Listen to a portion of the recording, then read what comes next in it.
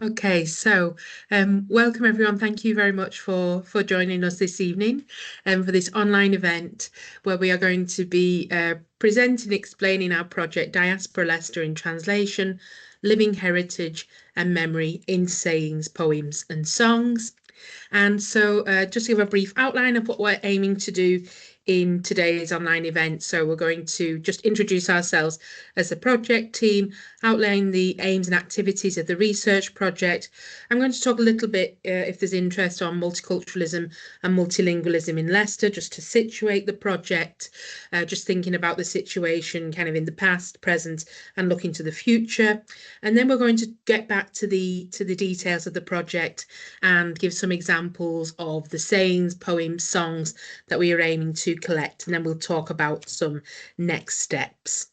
Okay, so we can introduce ourselves, but I think I'll hand over to Jan first, as Jan kind of came up with the idea for this project. So, sorry, Jan, you're on silent. Hi, I'm Ying. I'm lecturer in translation studies. I came up with this idea. Really, it was because the conversation I had with my daughter, and my teenager daughter asked me about my immigration history for her schoolwork, and she knew the timeline and the facts of my journey, unlike the list on my CV. But then she wanted to know more, the story, the emotions, the questions of what is it like? What does it feel like? So I fumbled in the back storage rooms of my memory. I stumbled trying to translate my Chinese experience for my English-speaking daughter. And I also felt a pang of regret that I didn't get to ask my late mother these questions. So I just explained that really the very origin of this project. So here we go. And I have got a wonderful team with Michelle and Ambrose, who is not yet able to join us for technical reason. So I'll pass over to Michelle. Thanks, Jan. So yes, so I'm a lecturer in French studies here at the University of Leicester, and my research background is in sociolinguistics. So that's the looking at how language and society interacts. And so I've done kind of several projects in the past looking at minority and heritage languages, first in France in regional languages, and then I did a project on Leicester's Golden Mile, which is, you know, it's very interesting area in Leicester, one of the main Asian areas. Centres for the city. So in that project, I was looking at Leicester's linguistic landscape and the presence of Gujarati in that. So kind of that that research interest led Jan to asking me whether I'd like to be part of this Diaspora Leicester in translation. So that's kind of what I'm bringing to the project, more the kind of social linguistics and multilingualism side, and also multilingualism in Leicester. I think that Ambrose, we will let him introduce himself, hopefully when he joins us, but just very briefly. So our partner in this project is Ambrose Musiyiwa, and Ambrose does lots of activities, including he founded Civic Leicester, and so he's done work in the community, and he's very interested in kind of connections and community work in Leicester. But maybe we'll let Ambrose introduce himself, hopefully if he joins us a little later on. Okay, so Jan has explained her initial reasons for being motivated to start this project, and so we're just going to outline the aims. So you might already be familiar with the aims if you have read any of the literature that we've produced so far. So what we're trying to do in this project is we're trying to really shine a spotlight on our city's multicultural heritage and its multilingual memories in translation, and we'll come back to that point. We are wanting to encourage conversations and sharing within families and across communities. So what we're trying to do is to encourage sharing kind of in a vertical sense across generations, as well as horizontally across communities in the city. So it's hopefully a starting point or another starting point for a conversation about multilingualism and multiculturalism in Leicester. And our aim is for it to be accessible to all of Leicester's communities. And we really would like to recognise the true diversity of our city. So that's why it's very important for us to reach out, to engage with the community. And we're trying to do that in a number of ways. Okay, so why this project matters. So we believe that this project is important and timely for our city. We're going to talk about the situation of multilingualism and multiculturalism in Leicester shortly, but we'll come back to why Leicester needs projects of this kind. So this project matters because we need more connection, namely connections between communities in the city, connections within families and across generations. And the University of Leicester, we're also seeking to build connections with the city's communities.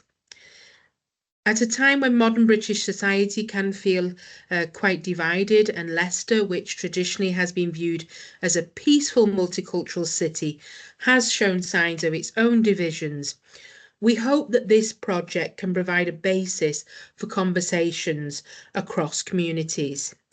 In collecting examples from different languages and cultures, we hope to highlight what connects us as people from different backgrounds and cultures who are all living in the same city. When we've been out in the community over the last few weeks, we've been visiting different community centres, libraries and so on to talk about the project. People are genuinely interested in learning about other languages and talking about their own languages. And so we really feel like this will be a way for us to find points of communion in our difference. Lastly, we would like the project to help to create a space for the people of the city to think about new futures and new ways that we can relate to each other in this city that we call home. This project fits in with the University of Leicester's civic mission and other community activities. In a 2023 HEPI blog titled Leicester, a Super Diverse City, Nishan, our VC, explained how the university has been shaped by the diversity of the city, which informs our research, education, and local community engagement. And we just added some examples here of the kinds of projects that we run at the university to try to reach out to the city and the surrounding areas. So there's the LIAS into the City scheme, which builds and nurtures collaborations with different organisations across the region. And this project is actually supported by the LIAS into the City scheme. The Census at Leicester project has been engaging with recent census data, so the 2021 census data, to understand the socio-demographics of the city. There's the Heritage Hub, which works creatively with communities in Leicester and the surrounding region. And as a last example, we also have the University of Sanctuary initiatives that seek to reach out to refugees and asylum seekers, which is extremely important life to bring them into university life. So this is just to give you an idea of kind of where this project sits from a University of Leicester perspective. Okay. I'm going to talk a little bit now about Leicester as a multilingual and multicultural city before we get into the details of the project more closely. So I know in the audience today, some of you are based in Leicester, but some of you are actually outside of Leicester. You probably will have heard the term super diversity used to describe Leicester in recent years. This term is often understood as simply meaning highly diverse or lots of diversity, but this isn't the original meaning of the term. So this term was put forward by an academic called Steven Vertevek in 2007. And what this term means in its original sense is it refers to the highly complex patterns of migration that have been experienced by certain UK cities, including Leicester, in recent decades. As a super diverse city, a number of complex variables need to be taken into account when trying to understand the city's population. People have migrated to Leicester at different times, in different conditions, with different statuses that will affect how they can engage and progress in society. And this type of diversity needs to be taken into account when designing policies of different kinds to make sure that everybody is included in the city. The latest census data reveals that the city's population is growing rapidly as a result of migration. So the 2021 census revealed that there was a 11.7% increase in the population in contrast to the last decade. Moreover, it has also become one of the first cities in the UK to have no majority ethnic group. So Leicester is a truly plural city, which makes it a really fascinating place to live. So you can see there some of the details on the ethnic identity of the city according to the 2021 census. So there is no majority group.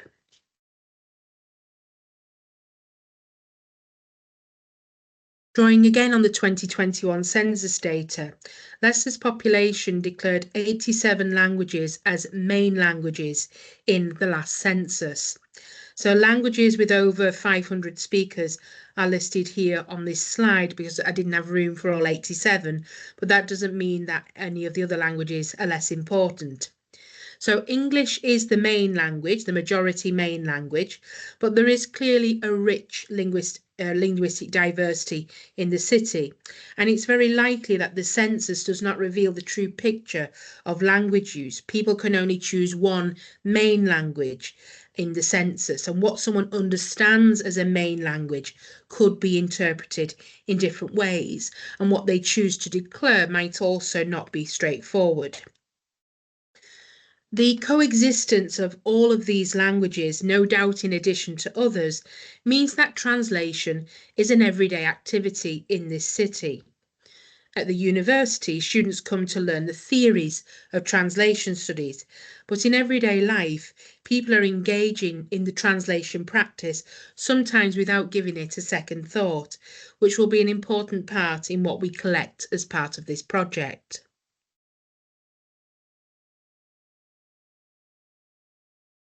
Just to give a little bit more information on the context of Leicester. So there has been a long history of migration to the city of Leicester. Since the turn of the 20th century, groups of people from around the world have chosen this city to be their new home, seeking better opportunities for themselves and for their families, sometimes seeking refuge from conflicts or as a result of expulsion, as was the case of the thousands of Ugandan Asians who arrived in the city in 1972, in spite of the city council putting out adverts in Ugandan newspapers stating that they should not move here, as it was claimed that there was no more room for migrants. So this plan backfired somewhat, as if anything it drew more attention to the city of Leicester. Leicester's increasingly diverse community has attracted more migration to Leicester. Groups have been drawn to this city because they knew that people like them, speaking their languages and sharing their cultures, had already settled here successfully. A 2013 article from The Independent suggests that people did not necessarily aim to stay in Leicester forever. I quote, "Nobody planned for Leicester to become the most multicultural city on the planet. It just happened that way." Now, the question of whether Leicester is the most multicultural city, we can question. I'm not sure how that will be measured, but this was what was put forward by The Independent. People stayed in this city because they were able to create a sense of home and belonging here. However, while some ethnic communities have dispersed throughout Leicester, some have remained grouped in their own pockets of the city. Being able to create a space for a single community has its benefits for that community.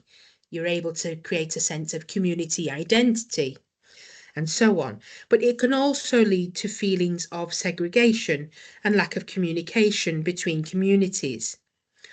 Although Leicester has been promoted by the UK and international press, as well as the City Council, as a successful model of multiculturalism, exemplified by the creation of the One Leicester City branding in 2008, we can question whether this is a reality today, or whether rather this should be an aspiration that we can work towards.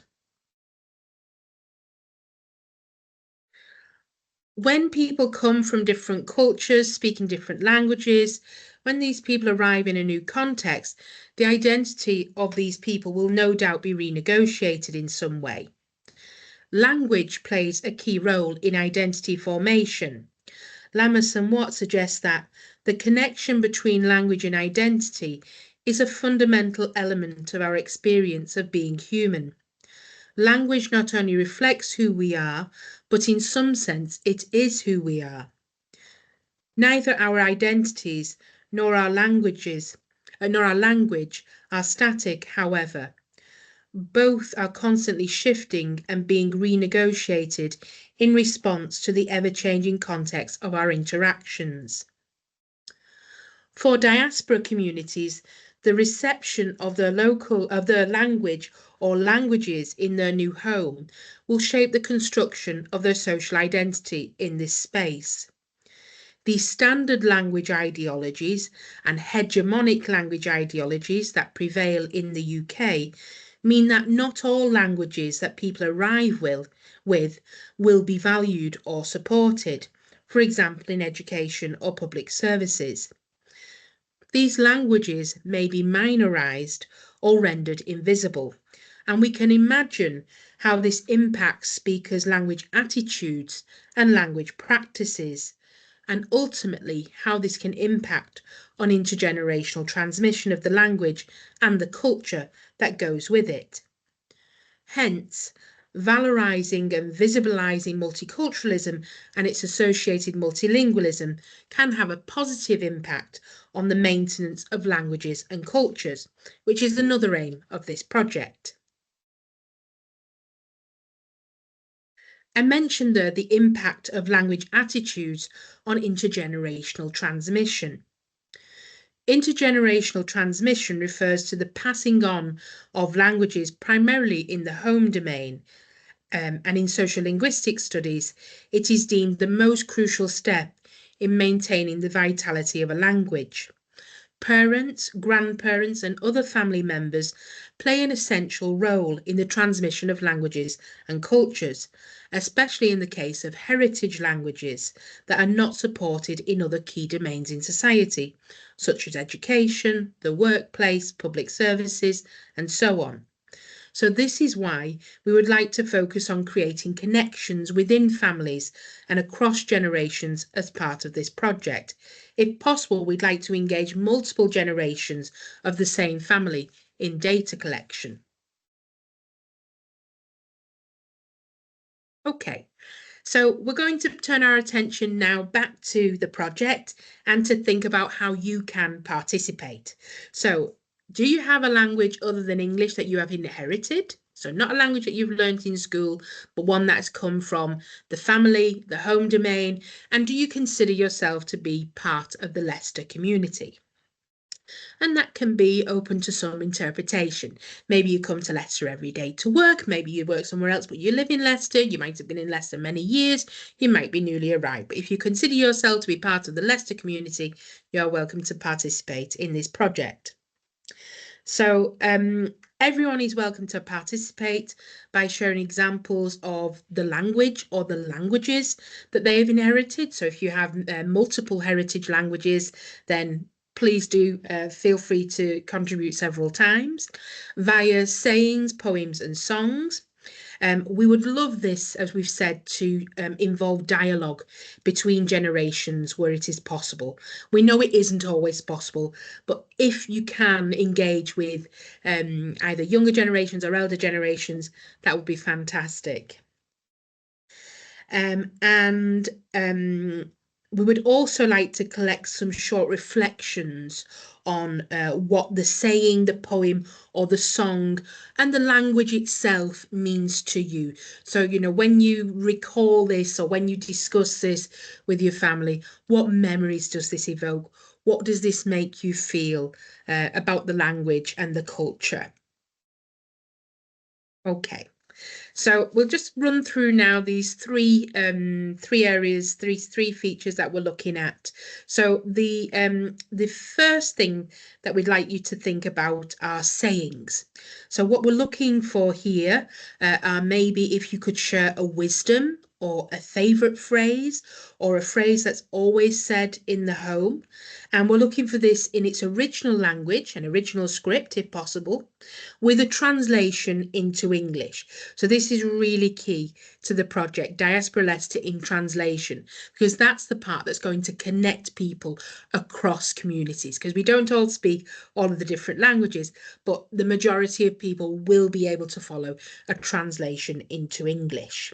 So as well as so the original language, the translation, as well as this, we're looking for a short reflection, as I mentioned. So what memory does this saying evoke? What does saying this, hearing this language mean to you, or speaking this language mean to you? And so you can participate in a number of ways.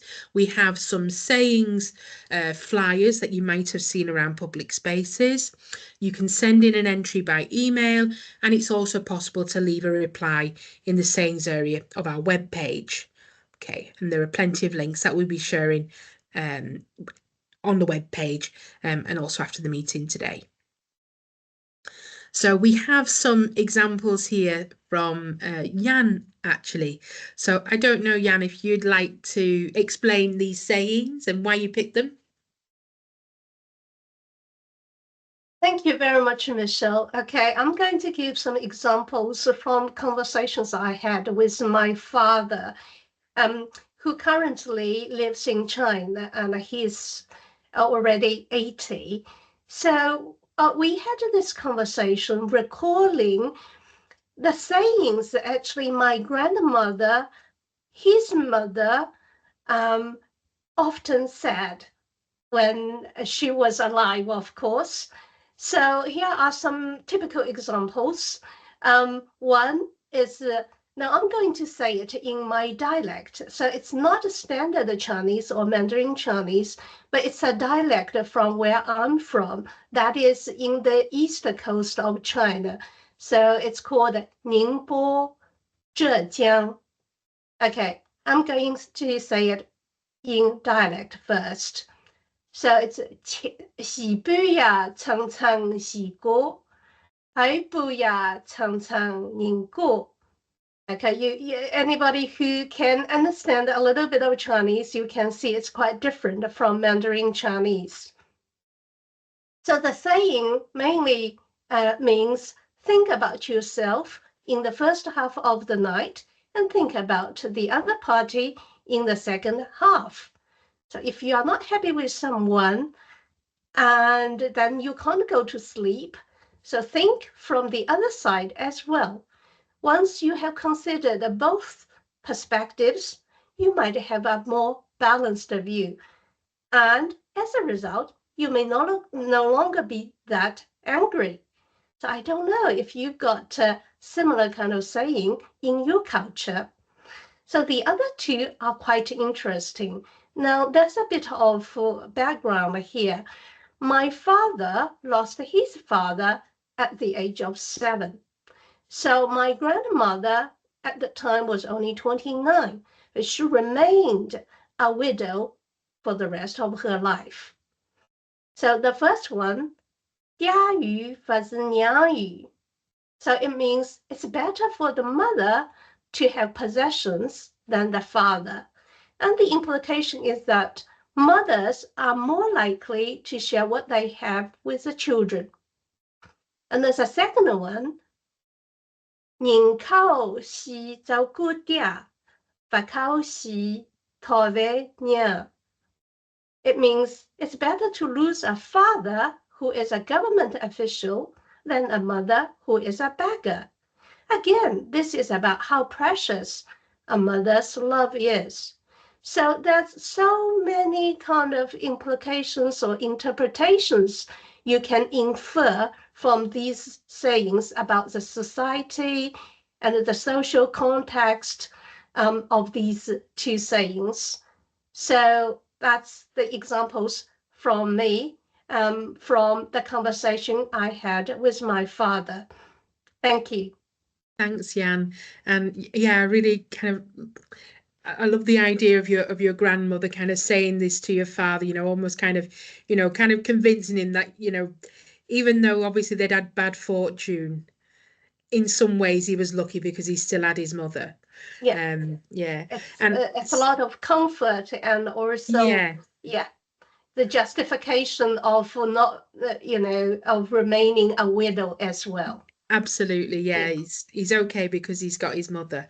And so we've got 4 generations involved in this. So we've got Jan, her father, remembering the words of the grandmother, and now Jan can pass this on to her daughter. So these are exactly the type of connections that we'd love to create in this project, because often people think, oh, I don't need to pass this on, or I'll pass it on one day, and then sometimes it's too late. So yes, these are definitely the type of connections that we'd like to create.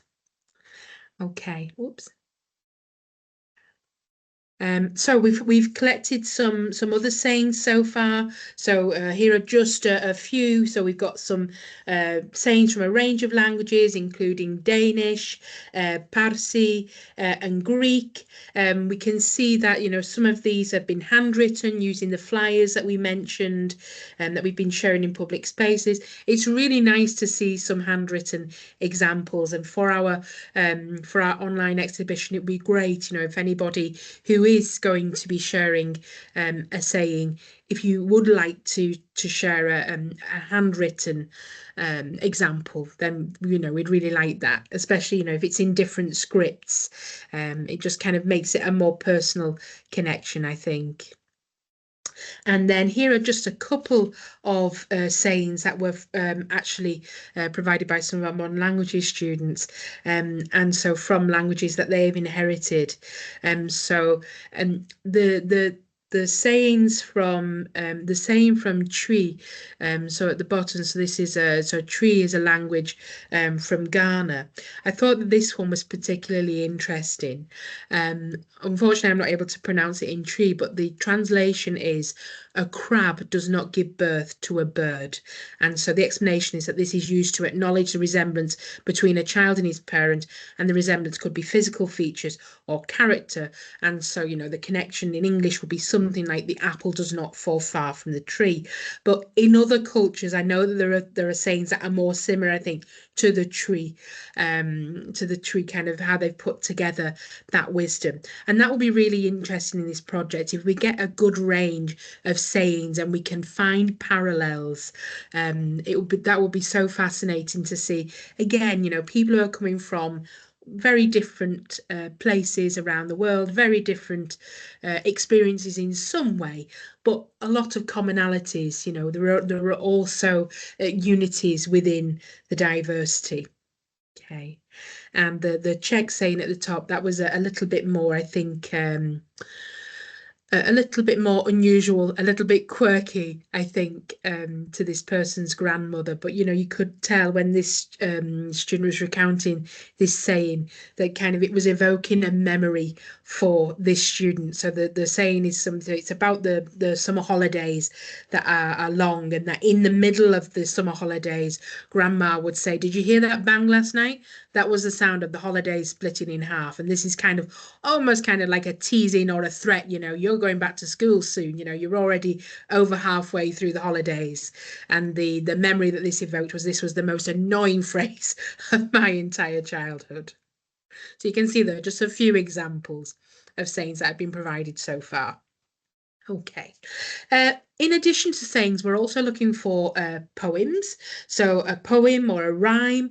So if you can participate in this, what we would like ideally would be for someone from an elder generation to write down some lines or a verse from a poem, and any associated memories. So where did they learn this poem? What memories does it evoke?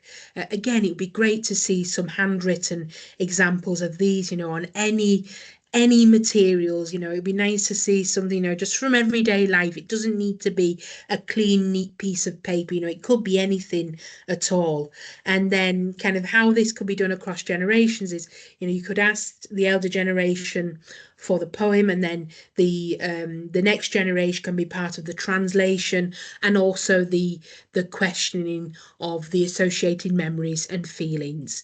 Now we know that kind of intergenerational communication isn't always possible. So if you have a poem that you remember, then that's also fine for you to provide that and to talk about where that came from and the memories that evoked. So we are quite flexible and open to suggestions. So if anybody has any questions at any point, if you drop an email to us at dlit.le.act.uk, then we can give some guidance on the type of materials that will be useful for us. Okay. And then the last example, the last category that we're looking for is songs. So in this case, if possible, we would like for people to maybe record a song in the inherited language. And again, if it's possible, it would be great to capture some interactions between generations, in this spirit of making connections, of seeing this as an opportunity to reach out between generations. But again, if it isn't possible, if you still think that you have something to share, we'll welcome that. Okay, and these recordings could be sent in by email. You could send in via our different social media pages. You could tag us in your social media if you prefer. And again, if we could have a song or part of the song, it doesn't need to be the whole song. It could just be a few lines. It could be a verse, a translation into English. So it's really important that we have that translation so that we can share this with a large group of people, and then some type of reflection on the song and the meaning and so on. Okay.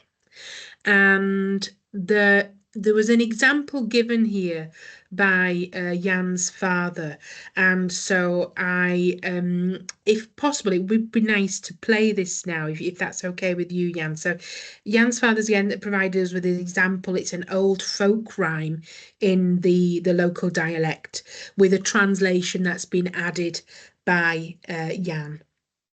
Okay, and so I'm hoping that the audio will work, but you let me know if you can't hear it, because it's such a powerful kind of rendition of the verse. I was really moved the first time that I heard this. So let's have a listen to Jan's father.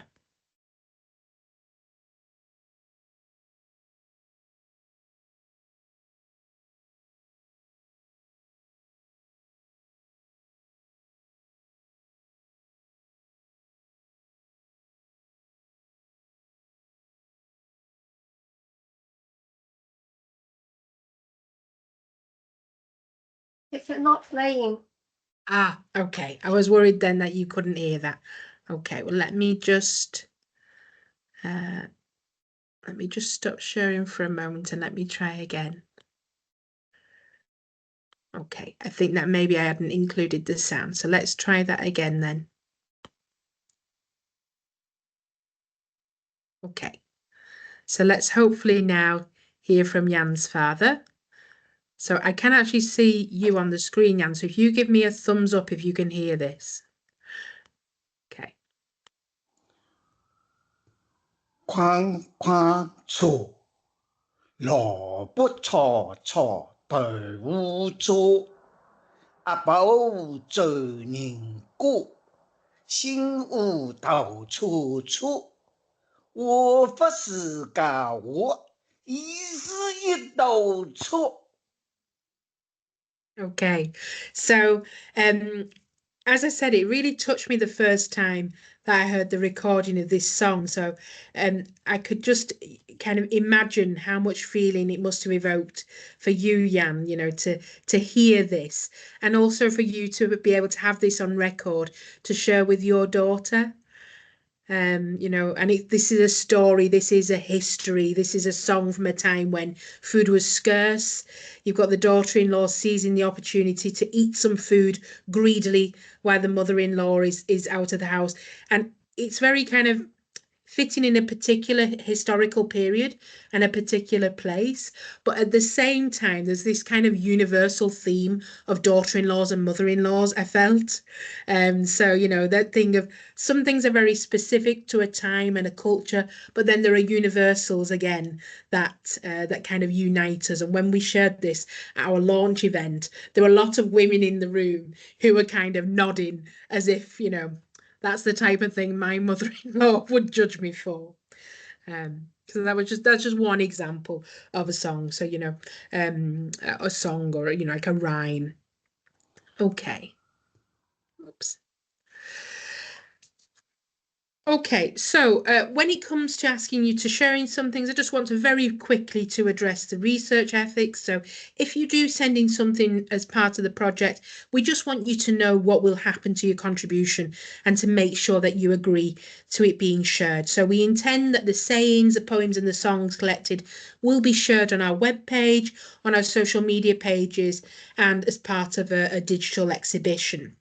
So the project activities have been approved by the university's ethics panel, and we have, you know, all of the information sheets, privacy notices, consent forms available on our webpage. So if you would like to view any of those, if you complete the sayings flyer and return it to us, then there's a statement on that that says that you imply your consent for that to be shared. If you're going to send us information in any other way, if you could complete a consent form, then that would comply with our ethics. In all cases, whatever it is that you share with us, you have the right to withdraw your consent at any time. And this is all explained in the participant information sheet that's available on the webpage. And again, we'd be very happy to discuss that with anybody if anyone has any concerns. Okay, so that's kind of coming to the end of our discussion today. What we'd like to do now is to throw it over to the people of Leicester, to the communities of Leicester, so anybody who is listening to this who thinks, in fact, I think that I might fall into the category of people who could participate in this project. And so you can do this via our webpage, as we said, and then we've got other information available, other information that we can share with you. So, you know, we're looking for those multilingual memories, as we've explained in this session. So the next steps for the project, so for the submissions to feature in our final event, then we were aiming for submissions to be received by Monday the 24th of June, but we will still be accepting entries after this. This is just for things for us to get ready for our final event. So do you know anyone living in Leicester who would be interested in participating in this project? So maybe you're listening to this and thinking, this sounds really interesting, but I don't have a heritage language. But maybe you've got family, friends, neighbours, colleagues. If you know somebody who would be interested, please spread the word. You know, as we said earlier on, you know, the aims are for us to reach out to the communities and connect communities. But, you know, we need us also for the communities to reach back to us, and that's through people, you know, listening, taking an interest, taking a little bit of time to do this. You can follow our social media pages for updates, and we'll share some details of that shortly. And you can come along to our final event, which is going to take place on Wednesday, the 3rd of July. And in that final event, we're going to exhibit some of the findings of the project so far. And we just want to celebrate really multilingualism and multiculturalism in Leicester, to think about the role that translation plays in all of this and what memories are being brought up with this. And we're hoping that we'll have, you know, speakers of many different languages from the community coming in and joining us for that event. So we very much look forward to receiving your contributions. Here are all the information of the web pages and that we've been mentioning. So we've got a project web page, dlit.le.act.uk, with all of the information, all of the links we've been mentioning. And then if you are a social media user, then we have accounts on X or Twitter, Instagram and Facebook. And so what you're looking for is DLiT Leicester in those cases. And you can see here the different links. To round off today, because we've been talking about sharing and creativity and connections, we didn't really want the last slide of our talk to be a lot of QR codes and web pages. We thought it'd be nice to kind of finish on something a little bit more inspirational. And so Ambrose couldn't be with us at the beginning, but he is with us now. So Ambrose, if you're able to join us, perhaps Ambrose, you could, if you want to add a few comments on kind of your role in the project and why you were excited to be part of this and the role you've been playing. And then maybe you can tell us a little bit about your poem, Journeying. Thank you, Michelle. Thank you for that absolutely brilliant presentation. So, I'm one of the community partner for the project, and my role mainly is to connect the people to the project and the project to the people. So I do this mainly because of how exciting I find Leicester as a place. What makes it exciting is, like you mentioned, the connectedness. How, if you've got a question, it's almost as if all you need to do is open your window or open your door and ask the question, and then answer will come back to you. That's how connected Leicester is, in my experience. So the poem that I'm going to read is called Journeying. The reason, there's a bit of a backstory behind the poem. The backstory is that a few years ago, there was a year when the Refugee Week event that takes place in Leicester annually, when the organization that organizes that couldn't do it. And so a few of us came together and we organized a People's Refugee Week event. And that poem, when we were looking for a venue, we found one at the Cookie on High Street. I don't know if the Cookie is still there, but they kindly let us use their first floor for the event. So the poem captures some of the feel of the event that we put together, and it goes like this. Journeying.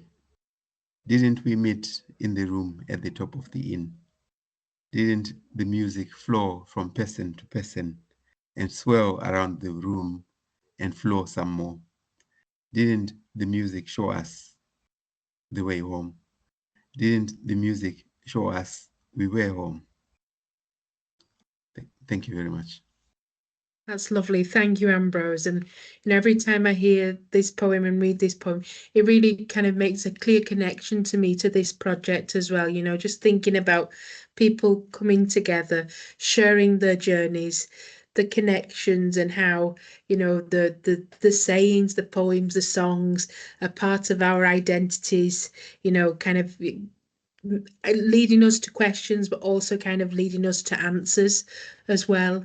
So yes, that's a really nice way to end, I think, the session today. So I think that I'll stop sharing the screen.